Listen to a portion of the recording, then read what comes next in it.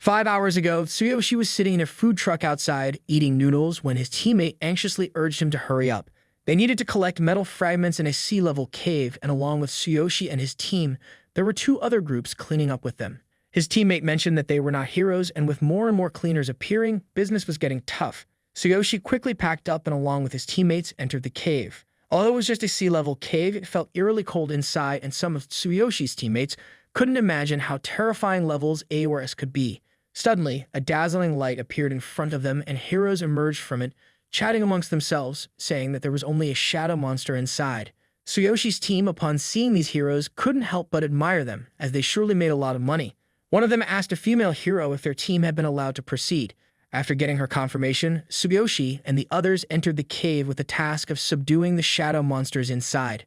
Cleaners like Tsuyoshi were often called the cleanup crew, tasked with gathering the remnants left behind. The cleaners and the heroes lived in 2 separate worlds. Those like Tsuyoshi who failed the physical awakening test always dreamed of becoming real heroes. The cave they were entering was a dilapidated sea level, giving them 4 hours to complete their mission. The team leader divided the members and scheduled to regroup in 4 hours. Tsuyoshi was paired with another person, and soon after entering deeper, he found the small shield. With 3.5 hours almost up aside from the small shield, Tsuyoshi hadn't found anything else, and his teammate called him to return as it was almost time. Unsatisfied, Tsuyoshi felt the shield wasn't enough even to cover Karina's medical expenses for a day. He needed to find something more. Suddenly, he spotted a well in front of him, leaned over, and saw a skeleton holding a gold ring. Tsuyoshi tightly grabbed the equipment rope, lowered himself down, and retrieved the ring.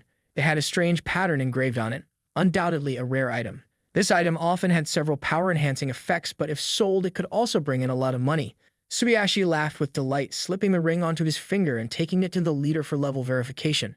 However, as soon as he put on the ring, light emitted from it pierced through the layers of his skin, and a notification appeared acknowledging him as the owner. Light rings burst from the ring, and sensing danger, he called for help to his teammates above. The 4 above hurriedly ran in but were too late. Tsuyoshi had disappeared. He was attacked and abducted by monsters as one of the criminals about to receive divine punishment. The place where Tsuyoshi stood was the sacred land of the beastmen. He had fallen here from that well. The great beast king, sitting on a throne, slowly ordered his subordinates to start. The chief judge immediately listed the crimes of those below, and one by one, each was given a fitting punishment, some even executed on the spot. Beams of divine punishment struck down upon the criminals. Finally, it was Tsuyoshi's turn. They called him the fallen one from the inferior human world for trespassing into the sacred world of the beastmen, and thus they wanted to inflict divine punishment on him for breaking the covenant. Despite Tsuyoshi's explanations and pleas, the beastmen threw him up and beat him severely. Tsuyoshi was in pain, tears of defiance falling, remembering his sister and his own dreams of becoming a hero. A bolt of divine punishment struck Tsuyoshi. He dodged it, and after the dodge, all the beastmen were astonished that someone could evade the bolt of divine punishment. Just as he stood up, another bolt struck. Tsuyoshi was chaired, but the ring on his hand lit up, beginning to restore his body and building an ultimate physique for him. The beastmen were amazed that Tsuyoshi was still alive. New layers of skin rapidly appeared on him from 15%, 40% to 100%. Tsuyoshi moved forward following a calling, feeling a voice calling to him. The beastmen were shocked because where he was approaching was the location of the Divine King's hammer, which no one had ever come close to touching before. Tsuyoshi approached the hammer. The voice calling his name became clearer. Using all his strength, he raised his hand, and the hammer also lifted off the ground. When Tsuyoshi grasped the hammer, and the entire tribe of beastmen was astonished by the sight. Even the Beast King himself couldn't lift the divine hammer. Yet here was a human, seemingly weak, doing just that. The chief judge, certain that something was amiss, watched as Tsuyoshi checked his own strength, having reached level 3. Angered, Ryuga, the great general, charged at him. Tsuyoshi could discern that this general was a level 84 beastman with an A-level greatsword. Somehow, Tsuyoshi felt stronger, but he knew he couldn't defeat a level 84 warrior. Ryuga swung his sword, creating a blast of wind that resulted in a massive explosion. The surrounding beastmen had to shield their eyes from the blinding light. At Tsuyoshi's position, he had completely blocked the general's attack, his hand trembling with the unyielding weapon. Ryuga realized that the hammer had saved Tsuyoshi's life. Despite Tsuyoshi explaining that he only wanted to return to his world and had no desire to fight, Ryuga grabbed him, lifting him high to slam him down. Knowing he couldn't reason with Ryuga, Tsuyoshi was forced to use force, aware that by touching the beastman's chest, he could acquire the copy skill. Seizing the opportunity as he was thrown down, Tsuyoshi touched Ryuga's chest, and immediately a series of skills appeared, including wild roars and buff skills. Ryuga sensed something was off but couldn't pinpoint what. The beastman general swung his sword, deploying the sky-shaking strike skill. Tsuyoshi instantly copied it and countered Ryuga before he could land his attack. Dust and debris flew everywhere, and Ryuga sat down, baffled by what had just happened. After regaining his senses, he continued to charge at Tsuyoshi. At that moment, the Beast King intervened, kicking the general aside and taking his place. The tribe below applauded and cheered. Contrary to what everyone expected of a battle, the Beast King approached Tsuyoshi and declared that he was the chosen one, announcing to the entire tribe that Tsuyoshi was to be their future leader and that they should give him time to become stronger. The crowd below was abuzz, and General Ryuga expressed his dissatisfaction, for Tsuyoshi was just a human. However, the Beast King disregarded this, pointing out that their tribe's prophecy did not specify that the successor could not be a human, and he urged them not to overlook the embodiment of hope. The Beast King told Tsuyoshi that within a year he must become stronger and return. Then they would decide if he was worthy to be their leader. The king marked Tsuyoshi's forehead with a symbol, warning that if Tsuyoshi did not return within a year, he would use the mark to find and kill him wherever he might be. The beastmen below accepted Tsuyoshi and hoped he would agree to this proposal. Tsuyoshi was impressed by a female warrior standing in the crowd. Using his divine sight, he observed that she was nameless, had reached level 72, and was a beastman warrior. Inspired by the warrior woman's encouraging word, Tsuyoshi agreed to the proposal, but on the condition that the female beastman would accompany him. That evening, Tsuyoshi leaned against a pillar, contemplating the ring. It had granted him strange abilities. Everything seemed to start with this ring. At that moment, the woman from earlier called to him from behind. She had changed her clothes to match her new status, and despite Tsuyoshi's reluctance, she still addressed him as her master. From now on, they would travel together. The woman appeared to hold great respect for Tsuyoshi, and the two set off under the illuminating moonlight. As they walked, Tsuyoshi thought of his sister Karina and reminisced about the path home, which sparked an idea. He used the ring to open an endless road and reverse his path back to the beastman's world. In the dimly lit space, Tsuyoshi soared towards the well, shouting in joy. However, the divine hammer did not accompany him back to the human world. It remained with the beast tribe. His teammates looked down and urged him to return before the cave entrance closed. Tsuyoshi realized that time flowed differently between the two worlds. While he was in the beastman's world, time in his world had completely frozen. Once out of the well, Tsuyoshi and his teammates returned one by one. Tomorrow is the retest day for the awakening test. Tsuyoshi intends to retake it, and upon hearing this, his sister Karina worries about him. Their parents had disappeared in a war many years earlier, and Tsuyoshi had desperately tried to escape with his sister. Recalling that scene, he was screaming in despair, shouting his parents' names as a huge monster mercilessly slaughtered everything in sight, oblivious to anything else. Karina was unconscious, draped over her brother's shoulder, her legs numb to pain. Back in the present, as she receives an injection, she asks her brother about the retest. Tsuyoshi, using his divine eye, reads some information about her condition. Her legs were trapped under a collapsed building with 98% of the nerve cells necrotized, including periodic neuropathic pain and virtually no chance of natural recovery. The probability of her walking unaided is 1%. Feeling sympathy for his sister, Tsuyoshi thinks that the mere 1% chance of walking unaided must be very distressing for her. It's unfortunate that Karina cannot lead a normal life like others due to sudden misfortune. She is his only family, and he doesn't want her to suffer any pain. Therefore, despite the odds being nearly zero, he resolves to help her stand again. Tsuyoshi is determined that the only way forward is to become a hero. This could give him access to more information and possibly a solution, not just to heal Karina's legs, but also to live a life of pride. At the Hero Testing Corporation during the Awakening test, a group is discussing among themselves. A young man with blonde hair joyfully holds up his hero identification card. A woman standing next to him, happy for her son, decides to throw a big party that evening. After they leave, the hero identification issuer discusses Tsuyoshi's case with a girl beside him. Knowing he had previously failed the initial test, they doubt he will succeed this time. Hearing this, Tsuyoshi silently firms up his resolve. A man calls him over, then brings him into a room and asks him to place his hand on a testing device. Despite his confidence in his abilities, Tsuyoshi does not know if his combat power is sufficient. The atmosphere around them began to change dramatically, as if the space itself was shaking vigorously, leading the testing officer standing beside to silently fear that it was an earthquake. The measuring device flashed red, eventually revealing Tsuyoshi's results. He had achieved a level 3, with a combat strength of 5,400, breaking the record for a 30-year-old level 3 hero. Tsuyoshi ranked first in combat strength among level 3 heroes. Even Tsuyoshi himself was surprised by this result, having thought his body was merely more robust, never imagining his own strength could be so immense. He attempted to summon the divine hammer, but due to insufficient level and other conditions, the appearance of the divine hammer lasted only a second.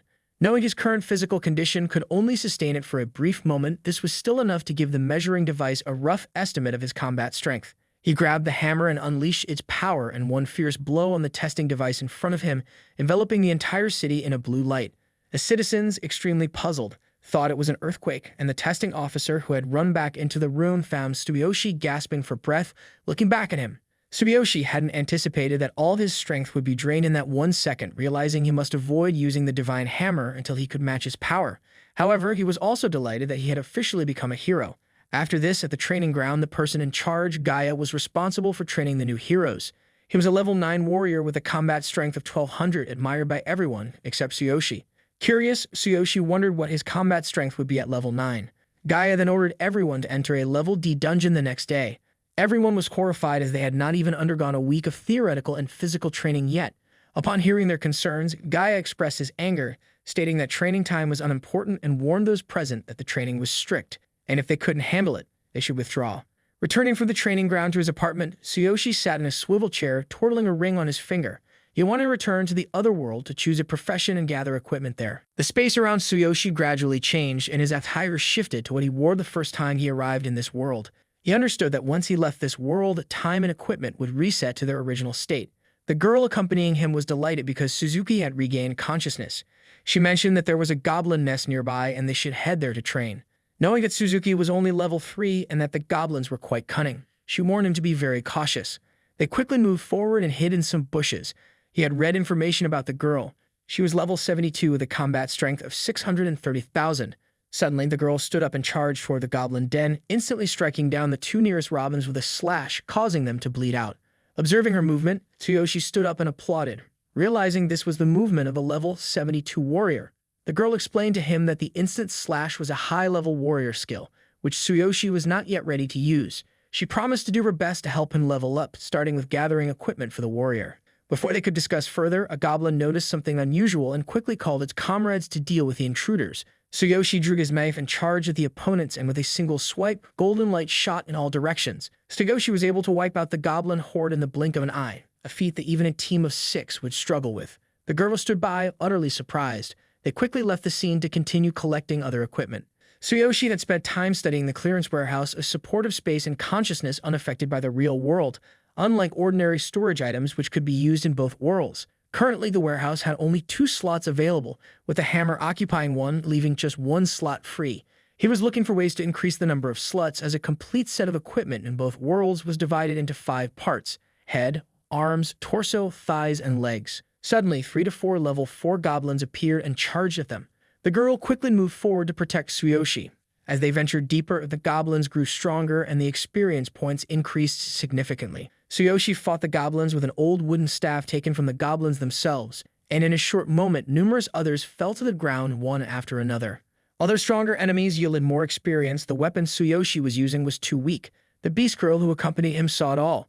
Tsuyoshi's explosive power made the number of goblins inconsequential, and she was thrilled that her master was so talented. However, both of them realized that despite his excellent skills, his weapon was too damaged, and they needed to find stronger equipment. Tsuyoshi recalled the days in the original world when the Hero Association required teams to enter dungeons, where their experience was evenly split, making leveling inefficient, and the guild monopolized everything, leaving nothing for its members. However, in this world, he could collect all the experience for himself, and it seemed that the monsters here provided more experience, allowing him to level up quickly. The two ventured deeper and encountered the goblin boss. This boss, at level 6, had been enhanced by darkness, accumulating increased power. The existence of this darkness was a mystery, and the beast girl asserted that she would handle the boss. However, Tsuyoshi disagreed, wanting to defeat it with his own hands because a similar dark creature had killed his parents. Although he did not understand the connection between these creatures and the worlds, Tsuyoshi resolved to destroy them with his own hands. He immediately charged at the level 6 goblin, which sensed something amiss and turned its sharp teeth towards the unfamiliar human. The two figures clashed at lightning speed, with Tsuyoshi initially being knocked back, falling to the ground with his clothes torn and blood in his mouth. The monster lunged again, its tongue stretching out like a giant tree trunk. Tsuyoshi sprang up with resolute eyes, activated his extraordinary physique, and his massive muscles appeared as he delivered a powerful punch to the creature. The level 6 goblin boss's health bar dropped to 0 and light enveloped the surroundings as debris flew everywhere. Under the astonished gaze of the girl, Suzuki's body returned to normal, the light gradually dimming. His experience had reached 1,000 and he had achieved level 4. The girl discovered that Tsuyoshi's right arm had been seriously injured, and it would become necrotic if not treated promptly. He had overexerted himself, focusing all his strength into his right arm, making it unable to bear the corresponding energy load. Tsuyoshi fell to the ground, and the girl quickly helped him up. She laid him down and took out a medicine bottle from her bag. An hour later, Tsuyoshi regained consciousness. Although his recovery rate was slower than in the original world, the effectiveness was very good, perhaps due to the long history of medical knowledge in this world. The two quickly resumed their journey, now heading to claim their reward. A notification appeared stating that the reward had been added, and they had set the record for the fastest time to defeat the dungeon boss, upgrading their reward from a partial to a full reward. They received a large, dark chest containing extremely rare dark equipment, hard to find at any auction. Both treasured their hard-earned reward greatly. Inside the chest was a set of dark armor that Tsuyoshi immediately added to his secret inventory. After fighting monsters, his clothes were torn, and the beast girl promptly prepared to sew him new ones, resulting in a pitch-black sleeveless shirt. Realizing he had leveled up and obtained new equipment, Tsuyoshi thought it was time to return to the original world. He told the girl they should rest for the night to recover their strength. Meanwhile, thanks to his energy ring, he returned to his initial room. Lying in bed, he reflected on the day's events after the beast girl went to sleep before daring to come back here. This time, he really gained a lot, and tomorrow, as he starts entering a D-level dungeon, he must rest well. The next day, Tsuyoshi immediately donned the armor he had gathered, a suit of armor appearing and enveloping him. This armor was so conspicuous that Tsuyoshi wondered if he should wear it. He spent a long time studying the armor to modify it to look more like the normal clothes he wore before heading to the meeting place. However, halfway to his destination, Tsuyoshi received a call from the head nurse at Karina's hospital.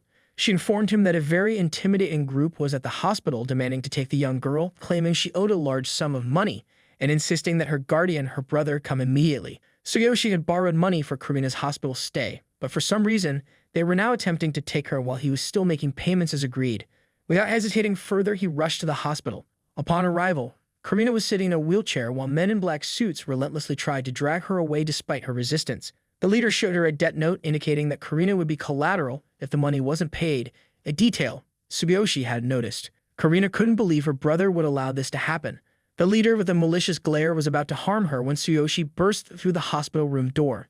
The thugs turned to see who had entered, and upon recognizing Tsuyoshi, the leader smiled menacingly, questioning why he looked so angry as their agreement was being executed. Before he could finish his sentence, Tsuyoshi charged and punched him so hard that a tooth flew out.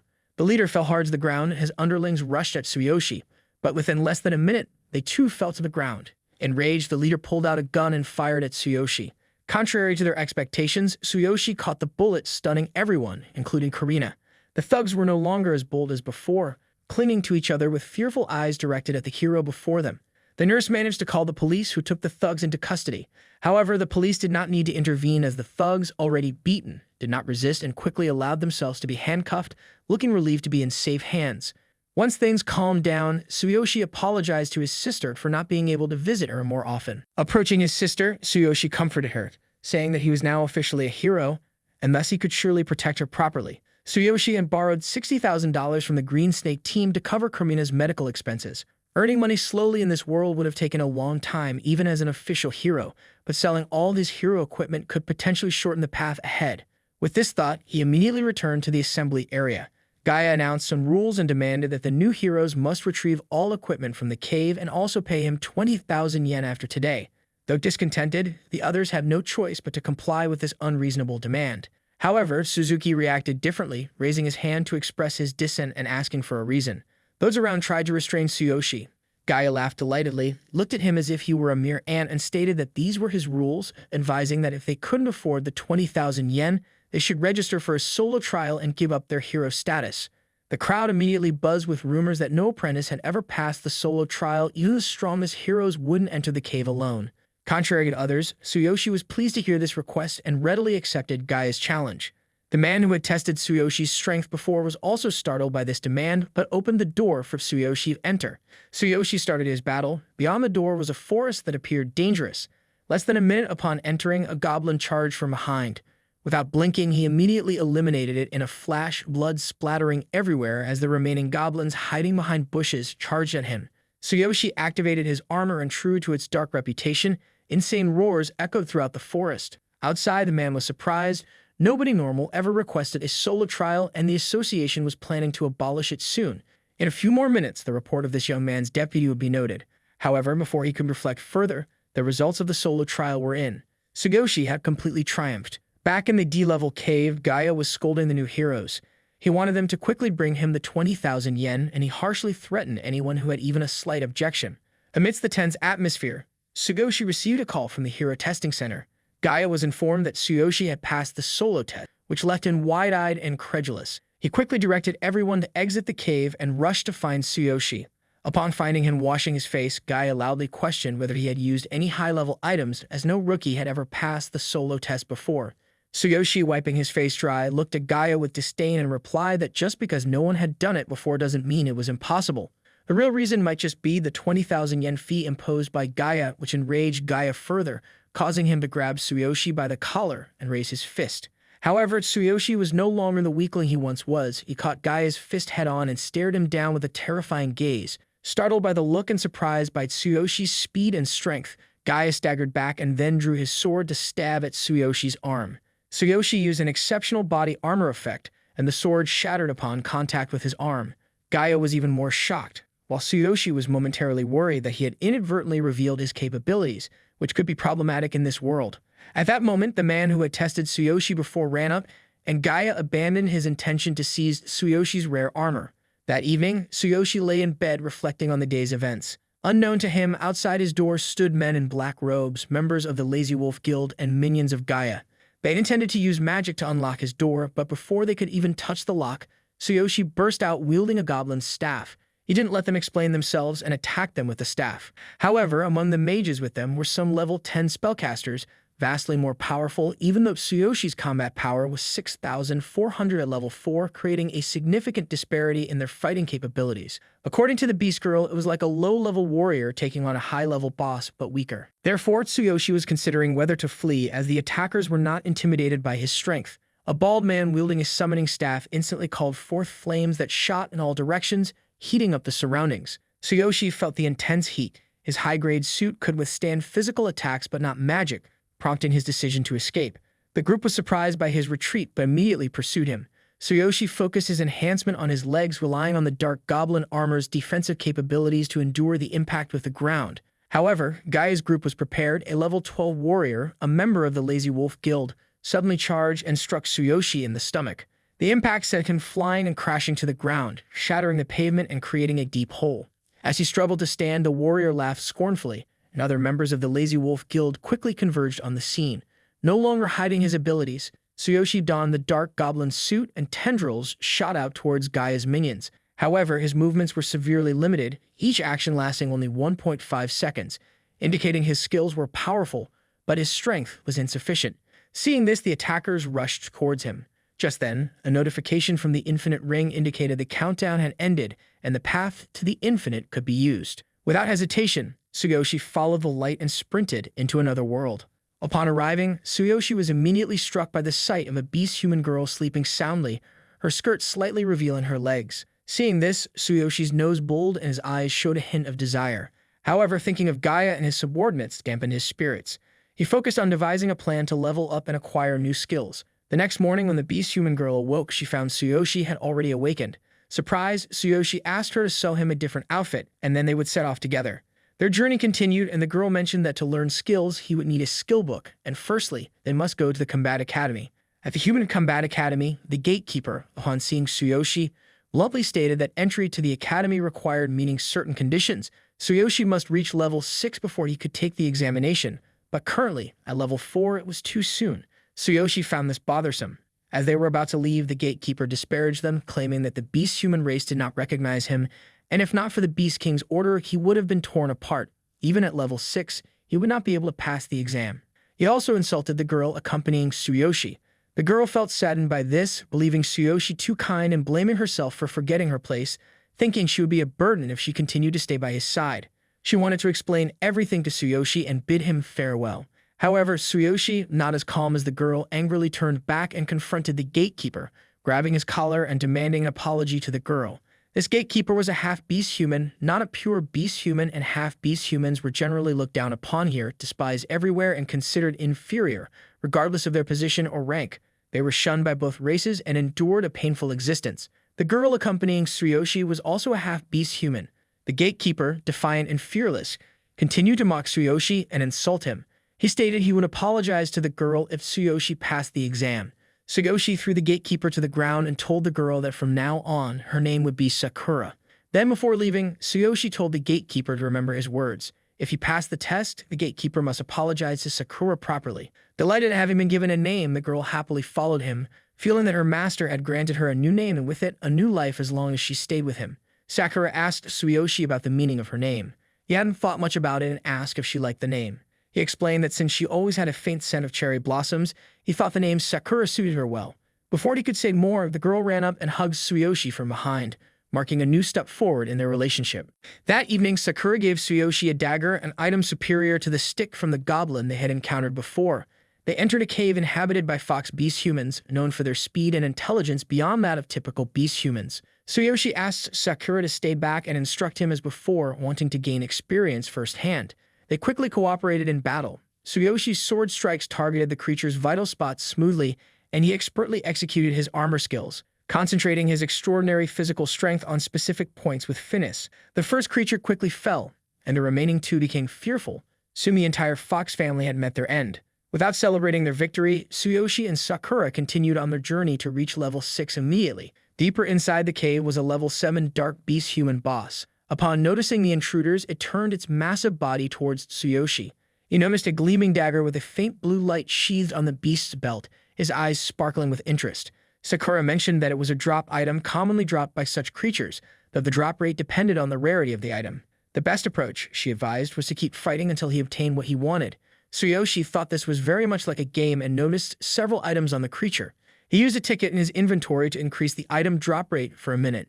Afterward, Tsuyoshi used all 3 remaining tickets, increasing the drop rate for all items by 30% for each ticket, totaling a 90% increase. Therefore, it was very likely that the gleaming sword carried by the wolf beast would change owners, falling into Tsuyoshi's hands. Sakura was delighted for him. They quickly regained their composure and launched a preemptive strike against the wolf boss. The dark fox beast human was not only agile, but also quite strong. Its weapon, a frost sword, could slow movements and decrease vitality on hitting its target, so they had to be careful and end the battle quickly to avoid being hit by the sword. Tsuyoshi immediately applied a flammable oil to his weapon, eager to see which would prevail in a clash between fire and ice. The oil, a mixture of resin and ash, was highly flammable, igniting upon contact with air and required no external flame, a common item among adventurers. The two clashed, with the beast human's underarms and neck being its weak spots. Sakura suggested aiming for these areas. Seizing the opportunity, Tsuyoshi relentlessly stabbed at the creature's underarm. Once attacked at its weak spot, the dark wolf's status shifted to cowardly, which doubled the damage dealt and significantly reduced its resolve, making it more vulnerable for the next 15 seconds. Understanding this, Tsuyoshi wasted no time and stabbed through the other underarm of the wolf, using his extraordinary physical prowess to focus strength into his arms, then struck the beast's neck with his sword. The attack notification confirmed a critical hit at the weak point, tripling the damage compared to a regular strike. However, the battle was not yet over. Tsuyoshi withdrew his sword and performed a powerful stabbing move directed at the beast's head, then used all 3 item drop rate tickets. The victory notification appeared, awarding Tsuyoshi 3,000 experience points and the frost sword of the wolf. Holding the sword that emitted a chilling frost, Tsuyoshi was on the verge of advancing to level 5 but decided he must reach level 6 by tonight. Carrying the new weapon over his shoulder, Tsuyoshi continued on his journey to conquer further strengths. However, Sakura mentioned that they didn't need to go anywhere else because she had a resurrection scroll, which meant she could provide the foxes they had just killed so that Tsuyoshi could continue to slay them and gain experience. This was quite convenient for them with his new weapon. Tsuyoshi could immediately use it on the same wolves they had encountered earlier. The weapon was strong, although not as powerful as a warhammer, but it was quite good for practice. In no time, Tsuyoshi leveled up to 5 with his experience reaching 2,900 out of 9,000 and his combat power at 5,800. After killing the wolves here for the 6th time and on the 7th iteration as they no longer could resist, Tsuyoshi officially advanced to level 6 with a combat power of 7,600. Now it was time to participate in the exam. Tsuyoshi and Sakura approached the gates of the Combat Academy. The gatekeeper from before, seeing Tsuyoshi appear having leveled up twice in the same day, was both surprised and terrified. Tsuyoshi, ignoring them, donned the new fox beast human gear he had collected, wielding the frost sword, and entered the competition. Inside the competition, the level 20 beastman supervisor oversees the academy. Upon seeing a human enter, he narrows his eyes in displeasure and warns that if a human dares to waste his time, he must be prepared for corresponding consequences. Tsuyoshi, undeterred, responds by asking to begin the challenge and requests to choose a skill from the skill repository. Each combatant has access to a skill scroll repository, and those who overcome the challenge may select a skill from it. The size and level of the scrolls in the repository vary depending on the academy, but this remains consistent across all races. Just as the level 20 beastman is about to mock Tsuyoshi with a few words, he receives information that Tsuyoshi has advanced 2 levels in a single day, which immediately stops him mid-sentence. The challenge posed by the contest is to break a stone on a pedestal with a single punch to pass. Surprised by this simple requirement, Tsuyoshi examines the stone. The supervisor demonstrates by punching the stone, causing only a small crack, and proudly turns back to look at Tsuyoshi. Tsuyoshi ignores the supervisor's gaze and thinks that with his extraordinary body he could surpass the expected strength level. But to be cautious, he decides to adjust his technique to enhance his strength and impact. He concentrates 50% of his strength into his right arm, emitting a terrifying power and a bright blue light that illuminates the area, while the beastman supervisor still looks on disdainfully. Tsuyoshi swings his arm, and a second later, the stone that only had a small crack from the supervisor's punch shatters completely. The fragments of the stone scatter, accompanied by the incredulous looks of the 2 supervisors. The supervisor, always skeptical, claims that the stone only broke due to the crack from his earlier demonstration, suggesting Tsuyoshi failed because he relied on that weakened spot to break the stone. However, knowing his claim is unreasonable, he still allows Tsuyoshi to proceed to the next challenge, which is bending a steel bar. This is one of the tests of strength where participants must bend an extremely rigid steel bar with force. Without blinking, Tsuyoshi twists the steel bar in front of him into a coil spring shape. The supervisor allows Tsuyoshi to proceed to the next test, which involves arm wrestling a beastman. If Tsuyoshi can withstand the strongest warrior of their kind for 10 seconds, he will win. Surprisingly, Tsuyoshi not only wrestles with the beastman but also forces him to the ground to the point of bleeding from the mouth. By this time, the supervisors have no more objections to Tsuyoshi, sweating as they agree he has passed the test. In accordance with earlier requirements, the supervisor formally apologizes to Sakura. This is the first time Sakura feels respected and encouraged by Tsuyoshi, and she proudly accepts the apology from the beastman. They then quickly enter the skill repository and select the skill scrolls they prefer. If they can break the seal on a skill scroll within 3 minutes, it becomes theirs. Failing that, they are expelled and cannot return for some time. As the door opens, Tsuyoshi and Sakura enter and a 3-minute countdown begins. Upon entering, Tsuyoshi understands why magic is needed to protect this place. Each scroll is sealed and its contents cannot be seen.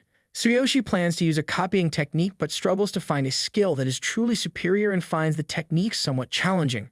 He needs a supreme skill to combat Gaia in the original world. Upon breaking the seal of a golden scroll, Tsuyoshi learns it is a shield strike skill, suitable for warriors, dealing strong physical damage and stunning the target. Sakura shows him something too, that wing step skill that allows fast movement to a designated spot to dodge enemy attacks and increase attack speed, suitable for archers or speed-oriented warriors. They review many skills as time dwindles to 1 minute, still with much left unseen. Tsuyoshi asks Sakura to take a stamina restoration potion and an energy drink from her bag, and then hide somewhere. Shortly after, the supervisors outside see blue energy bursts emanating from the top of the skill repository. Tsuyoshi decides to break all the seals at once, and even Sakura is overwhelmed by the spectacle before her.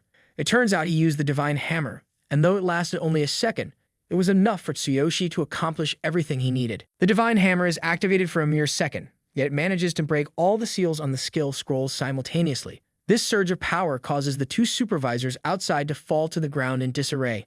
Inside the skill repository, Tsuyoshi is holding his right arm, the influx of information from the scrolls flooding his mind so intensely that it distorts the space around him. Receiving such an overwhelming amount of information at once is too much for his brain to process, causing him intense pain with only 40 seconds remaining. Eventually, he discovers the most powerful skill scroll and sends Sakura to retrieve it from the bottom shelf of the farthest aisle, third from the back. With only 20 seconds left, Sakura grabs the scroll only to find it torn, missing part of its content for some reason and requiring the collector to gather the remaining pieces to complete it. Normally, such incomplete scrolls contain diminished powers and are largely ignored. Hurriedly, she brings it back to him with just 10 seconds remaining. Despite feeling weakened, Tsuyoshi still has the strength to use his extraordinary body, focusing on his legs, and then carries Sakura along with the skill scroll outside. As the final 3 seconds are counted down by the supervisors outside, when they reach one, the door to the skill repository bursts open, revealing Tsuyoshi and Sakura with the torn scroll. The supervisors are surprised to see them holding a damaged skill scroll. They pick up the scroll and reveal some known information about it. The skill is divided into 6 parts, but only 3 have been collected so far. Finding the remaining parts in this vast world is extremely difficult, and all beastmen who tried to learn this skill in the past died due to the backlash when upgrading the skill. Their bodies exploded, causing horrific deaths, likely because they couldn't control the power of the skill. However, the elderly supervisor mentions that 1,000 years ago, the mightiest king, known as the Divine King of the Beastmen, possessed the sacred divine hammer. He had mastered this skill, which the Beast King used but then discarded as if it were garbage, because his skill, no matter how powerful, is useless if no one can learn it. It was like a superior weapon wasted in the hands of someone who can't wield it. Thus, although this is the skill left by the great Divine King, few believe it still exists, as no one has mastered it over the last 1,000 years. Encouraged by the words of the elderly supervisor, Tsuyoshi regains his spirit. Holding the skill scroll firmly in hand, he leaves the place with Sakura. Although finding the remaining fragments of the scroll will be challenging, he is determined to upgrade himself to complete this daunting task. Continuing their journey, Sakura hands Tsuyoshi a few potions to restore his strength and health. Although they are somewhat difficult to swallow, their effects are quite beneficial. The weather today is beautiful, and Sakura happily suggests that it might be a good day for Tsuyoshi to level up. Tsuyoshi agrees, but first he has another task to complete. The countdown timer on his infinite ring has ended, signaling it's time to return and settle scores with the forces of Gaia. After returning to the original world, it took Tsuyoshi only a second to mentally prepare himself for a fight with the Gaia group. He took out an item from the holy storage, and choosing the Ice Light Sword was a correct decision. Observing Tsuyoshi retrieving a weapon from thin air, the members of the group glared, guessing that he possessed a spatial ability, coveting both his equipment and the new sword. However, when 3 of them charged at Tsuyoshi, he raised his sword, emitting a strong blue light that caused the ground beneath to scatter. Shortly after, lightning from above struck directly at the Gaia group. This skill induced a paralyzing effect on the targets it hit.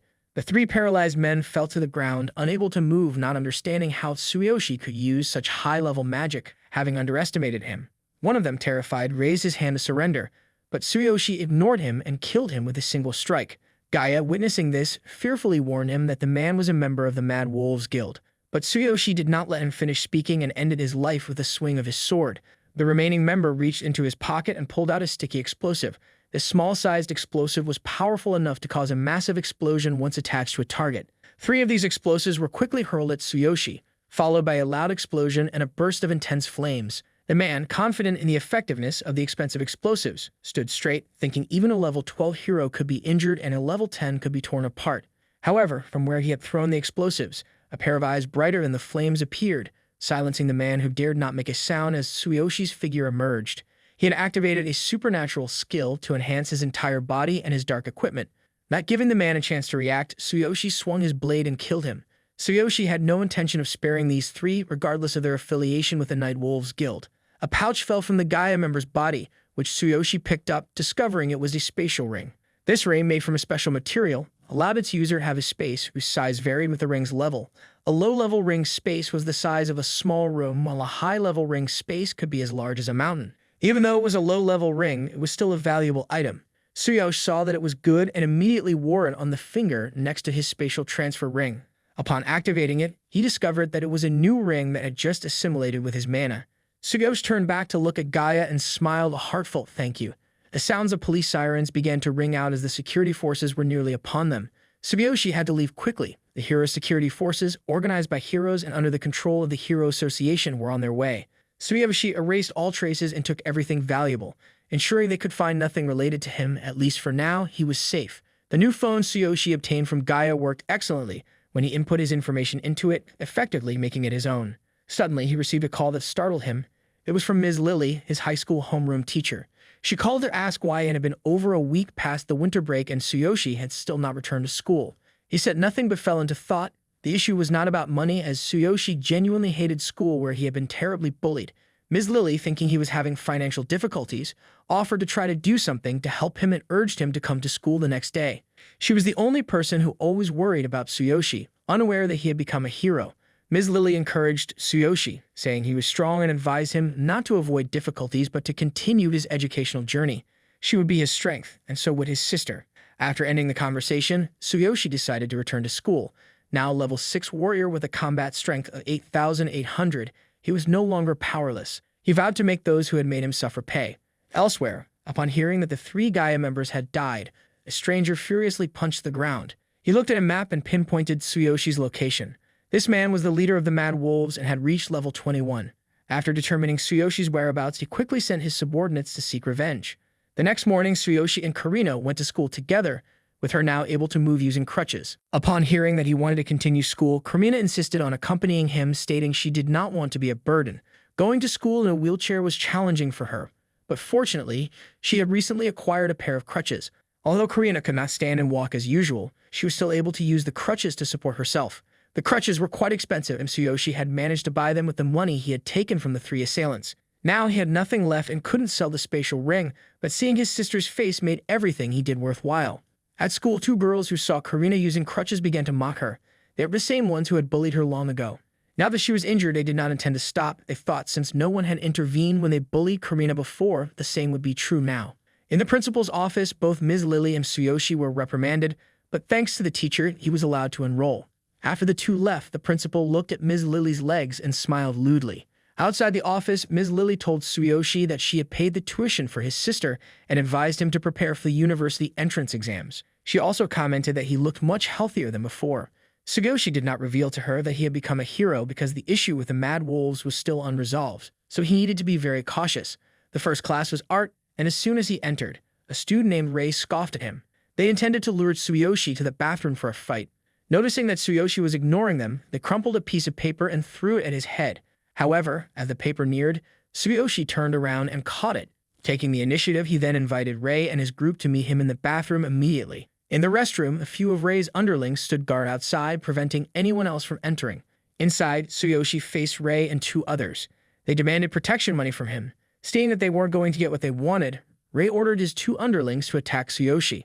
But if even Gaia wasn't a match for him, these ordinary, jobless men posed no significant threat. With a few simple moves, Tsuyoshi knocked the 2 thugs to the ground, unconscious. Rei straightened up, sensing that Tsuyoshi was no longer the easy target he used to be. This time, he had become someone entirely different. Just then, one of Rei's underlings informed him that their boss had arrived and hurriedly pulled Rei away, leaving behind a resentful glare before disappearing with his accomplice. Tsuyoshi watched them go, aware that he had regained his strength. Had he used his full power, those 2 would have been long dead. Elsewhere, a girl was talking with Karina. The 2 girls who had bullied her noticed this and became jealous. One of them seized the spot of the girl who was talking to Karina and threatened that if she didn't give them money, the scenes from the past would be reenacted. The girl who bullied Karina is named Mina. When they saw that Karina had no money, they looked at her with disdain and one of them slapped her. The classmates and the teacher, who was lecturing at the time, did not intervene. When the teacher entered the room, Mina and her accomplice had no choice but to leave, but before they left, they threatened to meet Karina again after class. Karina quietly planned to escape through the back door to avoid her brother seeing her. At the end of the last class, teacher Lily entered and spoke with Tsuyoshi for about 10 minutes, advising him to reach out to her if he needed help. After she left, a younger student whom Tsuyoshi had beaten up that morning in the restroom came to apologize. He lured Tsuyoshi to a secluded spot where 2 others planned to ambush him.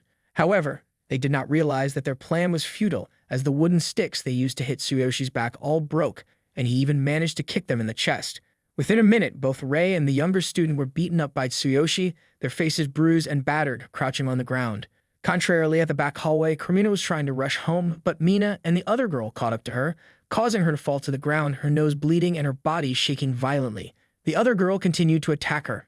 Meanwhile, at the front gate, Tsuyoshi was waiting for his sister, but ended up meeting another girl who had spoken to Karina that morning, advising him to check the back gate. Tsuyoshi went to the back gate to find his sister, realizing something must have happened. As he descended the stairs, he spotted Karina. Her books and crutches were scattered on the floor. She leaned against a column, gasping for breath. Her forehead bore a punch wound. Her cheeks showed multiple slap marks, and her arms and stomach showed signs of pinching and kicking, with many bruises across her body. Knowing his sister did not want him to worry, Tsuyoshi reassured her that the fall must have hurt a lot. Then he helped her up and carried her home. Tsuyoshi was well aware of the origins of his sister's injuries, but the actions he was about to take were going to be violent, and he did not want his sister to worry or be aware of what he was planning to do. Tsuyoshi carried Karina across the field, gently discussing their past with her. Now the family consisted only of the 2 siblings, and as her hero, he assured her that he would not let anything happen to her again. He set Karina down on a chair and told her he had forgotten something and needed to go back to retrieve it. Although Karina was a bit surprised, she did not try to keep her brother from leaving. In the classroom, the 2 girls who had bullied Karina and a boy who was Mina's boyfriend named Billy, were mocking the siblings and even speaking ill of Tsuyoshi and Karina's deceased parents.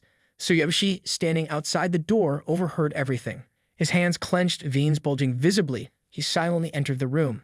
Upon seeing an unfamiliar figure, Billy angrily demanded to know who it was. Tsuyoshi ignored him and confronted the group, accusing them of harming Karina. Mina, recognizing Tsuyoshi as Karina's brother, scoffed, thinking he was powerless to retaliate. Billy tightened his grip, his knuckles cracking, dismissing the confrontation as a mere game they played with Karina. Hearing this, Tsuyoshi snapped, grabbed Billy's index finger, and twisted it backwards, shattering the bone inside. Billy screamed in pain and fear, not realizing that his nightmare was just beginning. Tsuyoshi knew that the three before him were no significant threat, as they were neither armed nor particularly competent. Sweating from the pain of his broken arm, Billy still tried to act tough, asking Tsuyoshi if he knew who he was dealing with. Mina's friend claimed that while they were not heroes, they were not easily bullied either. Without waiting for her to finish, Tsuyoshi delivered a punch that knocked her to the ground and sent her flying backwards. Startled, Mina watched her friend fall, but her attention was quickly redirected as Tsuyoshi punched Billy again and then grabbed Mina by the throat, pinning her against the wall. Mina struggled to breathe, her face turning pale as she gasped for air. Tsuyoshi sneered slightly, placing his finger to his lips, and sternly told her that as the brother of the girl she bullied, he would never forgive her for the harm she caused. He tightened his grip, and Mina's eyes turned blank, her body trembling as she stepped into a kind of hell. Tsuyoshi warned her to stay away from Karina, stating that he did not need an apology from her, but she must keep her distance. If she did otherwise, he threatened to snap her neck. Just before Mina could pass out, he let her go, and she collapsed to the ground, breathing heavily and sweating profusely. Next, he turned to Billy, picking up a ruler and approaching him. Despite his pain, Billy boldly declared his identity as the son of the leader of the Green Snake Gang, a loan-sharking group to which Tsuyoshi was indebted for Karina's medical expenses from a previous hospital visit. Recognizing Billy's connection to the troublesome group, Tsuyoshi concentrated his skill into the ruler and swung it at Billy. Due to the unsuitability of the weapon to his skills, the attack was 90% less effective, causing minimal physical damage but significant pain. Tsuyoshi walked to the door, looking back at the chaotic scene he had left in the classroom, smirking before he departed. Mina, concerned for Billy, approached to help him to the hospital. However, consumed by rage and hatred, Billy cursed at Mina, vowing revenge against Tsuyoshi. Fearful of Billy's intense gaze, Mina suggested that they inform his father about the incident. Meanwhile, Karina was waiting for her brother, feeling guilty for her situation that forced Tsuyoshi into such difficulties. Just then, Tsuyoshi returned and called out her name, startling her. He continued to carry his sister back home, pondering the threat of the Green Snake Gang. The young leader of the gang, a formidable level 10 hero and Billy's father, would undoubtedly hear of the incident. Tsuyoshi anticipated that Billy would seek his father's help for revenge, posing a significant threat to Karina's safety. Tsuyoshi realized he could not afford to let his guard down, aware of the danger that lay ahead. After the intense confrontations, Tsuyoshi and Sakura arrived in the town of Northern in the Beastmen's world. Sakura explained that within the town, Tsuyoshi would find many shops, blacksmiths, parts stores, and taverns. To take on official quests, they would need to register at the town's Adventurers Guild. Both were excited to explore this new land and the opportunities it presented. In the town of Northern, various tribes of beastmen coexist and work together. Among them are several rare tribes, each with their own distinct characteristics. The townspeople were surprised and intrigued when a human newcomer appeared in town. Sakura explained to Tsuyoshi that in the big city, it's common to find a diverse array of races, including adventurers like themselves. There's also a rule to avoid engaging in battles outside the arena that could endanger one's life. Tsuyoshi encountered fellow humans for the first time since arriving, and he felt a connection with them. While Sakura was distracted, Tsuyoshi approached and greeted the two humans. They immediately became defensive and almost drew their weapons, making Tsuyoshi wonder if there was an unspoken rule about greetings here. Fortunately, Sakura intervened in time, and the two humans quickly left. She mentioned that most people, especially humans, are very wary of their surroundings. As they entered a crowded area, Tsuyoshi noted that they seemed to be the focus of many scrutinizing eyes. Sakura, being a half-beastman, mentioned that pure-blooded beastmen despise hybrids and suggested they quickly register at the Adventurers Guild. Upon arrival, Tsuyoshi marveled that the scene resembled something out of a game or anime. They registered with a fox beastwoman who gave them a form to fill out with their names and occupations. This information would be distributed and shared across all guild branches, allowing them to take on quests at different locations. After registering, they received an adventurer's badge, indicating one of the lowest ranks in the guild. The Fox Beastwoman explained that the lowest ranks of badges begin with iron, followed by bronze, silver, and then gold, but only a few adventurers ever achieve gold status, as they typically take on quests from wealthy clients.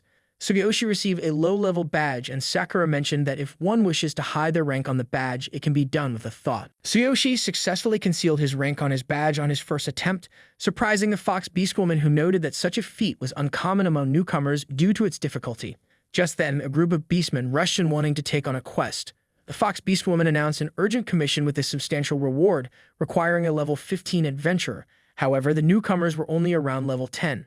The mission was challenging, involving a large number of dark carnivorous creatures causing trouble for local farmers. A team of 3 had previously accepted this commission but were severely injured, with one still missing, causing the beastmen to fear taking on this mission. Seeing an opportunity, Sugiyoshi volunteered to take it. Some beastmen mocked him, saying he would be a laughingstock if the client rejected him as a human. However, the Fox Beastwoman commended Sugiyoshi's bravery but warned that the client might still refuse him. Unfazed, Sugiyoshi insisted on taking the commission. The beastman then targeted Sakura for being a hybrid. To protect her dignity and prove her status, she turned and raised her high-level gold badge, silencing them. Even Sugiyoshi was impressed, his eyes shining with admiration for Sakura. The Fox Beastwoman accepted their team for the quest, acknowledging that this mission could accelerate Sugiyoshi's advancement. As they left for the area plagued by the dark creatures, Sugiyoshi asked Sakura about her gold badge. She explained that she had joined the Adventurers Guild at a young age and had participated in many missions and commissions with various teams, which eventually led to her earning the gold badge through exchanges and upgrades. As they walked and talked, they soon reached the barrier that separated them from the area of the carnivorous creatures. These dark creatures cause all other creatures to degenerate, making them crazier and stronger. Even low-level creatures lost their intelligence, much like the dark goblins, which turned slimes into dark creatures. Inside, countless slimy slimes floated around, posing a danger as only lightning elemental attacks were effective against them. Sugiyoshi told Sakura to stay outside as usual, since he had brought a weapon to potentially upgrade. However, Sakura, worried about him, pulled at Sugiyoshi's sleeve and explained that the area was too dangerous for him to act alone, especially since it was far more perilous than the beginner areas. She noted that while they could manage individual creatures, a swarm would be too challenging. Sakura insisted on accompanying him, not wanting him to risk his life just for an upgrade. Sugiyoshi thought that perhaps Sakura still remembered the promise made to the Beast King, who had given him a year to prepare for a significant trial. He asked her how strong he needed to be to prove his power and capability after a year. Sakura, looking somber, replied that with Sugiyoshi's current level, passing the Beast King's trial in a year seemed impossible. Seeing his surprise, she continued, explaining that surviving a year itself would be a major achievement, at least ensuring that he wasn't killed by the sacred judgment of the Beast Realm. Adventurer's levels cap at 100, with the Beast King currently at level 92, his position earned through unmatched combat abilities. The Beast King, along with the Human King and the Demon King, symbolize the pinnacle of power for their respective races. Sugiyoshi's inability to surpass the Beast King's trial stemmed from his limited growth potential. Essentially, there's a certain point beyond which adventurers cannot grow stronger. Higher levels increasingly difficult to attain. Sakura herself was a prime example, having been an adventurer for over 20 years, but still at level 72. Despite her efforts to level up many times, she had failed, showing her level limit, which every individual has. To pass the Beast King's trial, Sugiyoshi would need to reach at least level 50, a milestone Sakura was hesitant to claim he could achieve within a year, as it typically takes a lifetime for an ordinary adventurer to reach level 50. The conversation fell into silence until Sugiyoshi broke it, stating that he had risen after receiving the sacred judgment and wielding the divine hammer, proving he was no ordinary person. Sugiyoshi, determined to reach level 50 within a year, believed that while it might be impossible for others, he was destined to achieve it as the chosen one. His path was not meant to be ordinary. Seeing the resolute light in his eyes, Sakura felt inspired and believed that Sugiyoshi would become a legend, and she resolved to always stand by him. When Sugiyoshi asked Sakura what level he would need to be to simultaneously take on a level 10 warrior and several minions, she thought for a moment and suggested that level 12 would give him an advantage. So Sugiyoshi set his goal for the week to reach level 12. Entering the area with the dark creatures, Sugiyoshi wielded his hand-quang sword, ready to confront the dark carnivorous slimes whose weakness was the lightning element. The slime's cores would glow and regenerate their bodies after taking damage, and he needed to locate and destroy the core during this regeneration phase. Facing a giant slime, Sugiyoshi charged in, his sword slashing through the slimy exterior. The corrosive slime threatened to decay flesh, but Sugiyoshi, with his extraordinary physique, could withstand the creature's attacks. He sliced into the slime's body, searching for the core, usually located in the chest cavity. Failing to find it there caused the slime to regenerate. As it lunged at Sugiyoshi with its sharp teeth aiming to devour him, he smirked, employing his superhuman strength on his arms to tear through the creature's mouth. Sakura watched in awe as Sugiyoshi finished the creature with a final lightning strike, disintegrating it completely and shattering the core within. After a while, the entire horde of dark meat eaters had been eliminated. Just as Sakura had stated, the experience requirements to level up increased as one's level became higher. The experience points from such weak creatures were insignificant. The points he received from this group were lower than those from intermediate ones. He reminded himself that he needed to quickly reconsider his leveling plan to achieve his goal of reaching level 12 within a week and level 50 within a year.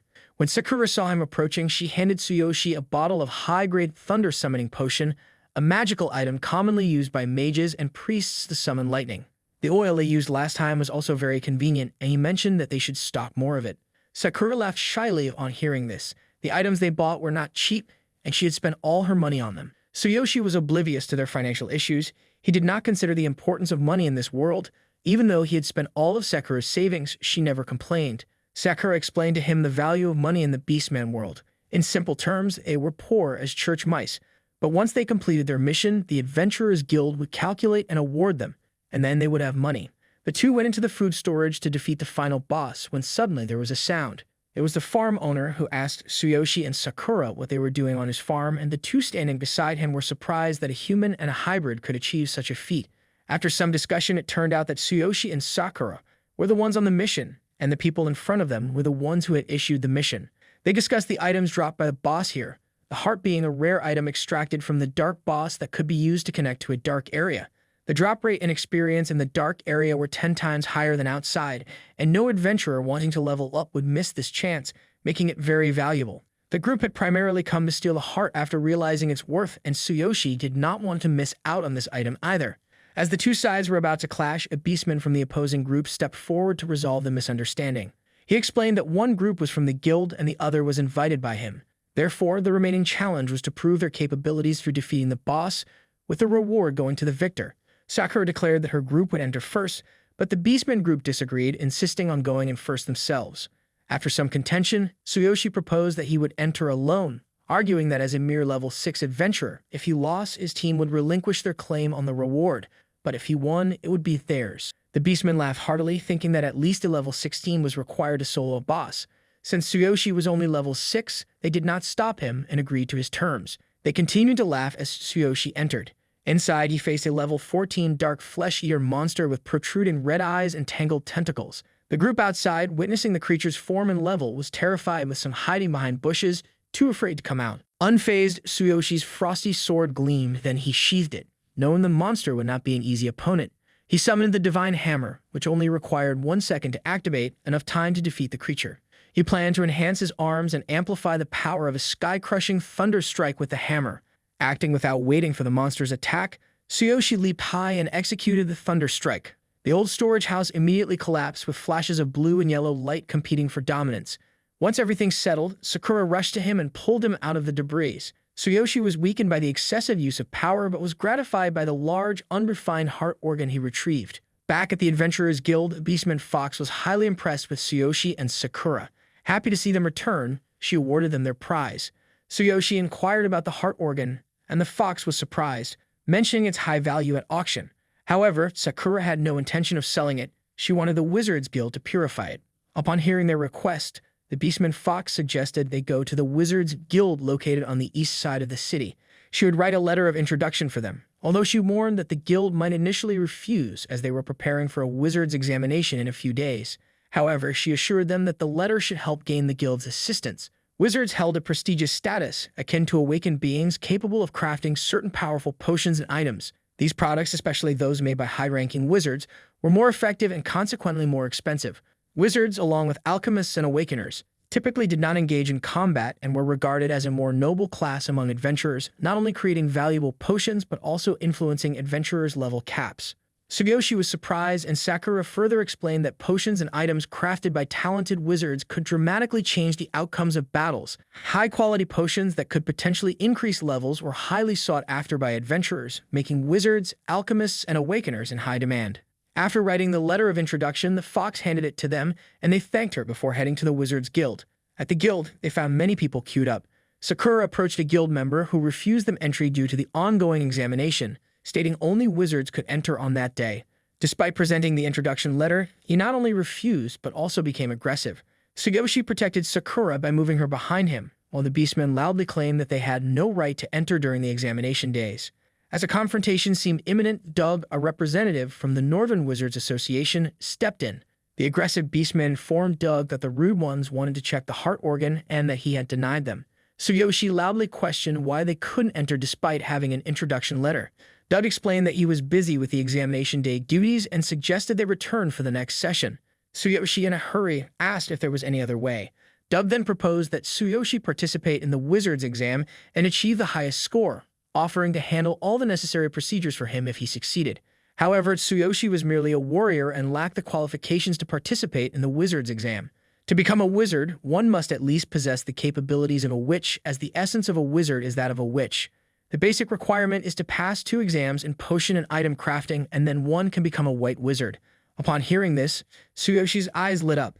He requested to borrow Doug's staff. The beastman nearby, hearing his request, became angry, thinking it disrespectful since Tsuyoshi was not a wizard and couldn't possibly do anything with the staff. Nonetheless, Tsuyoshi insisted, claiming he would prove to them that he was indeed a wizard.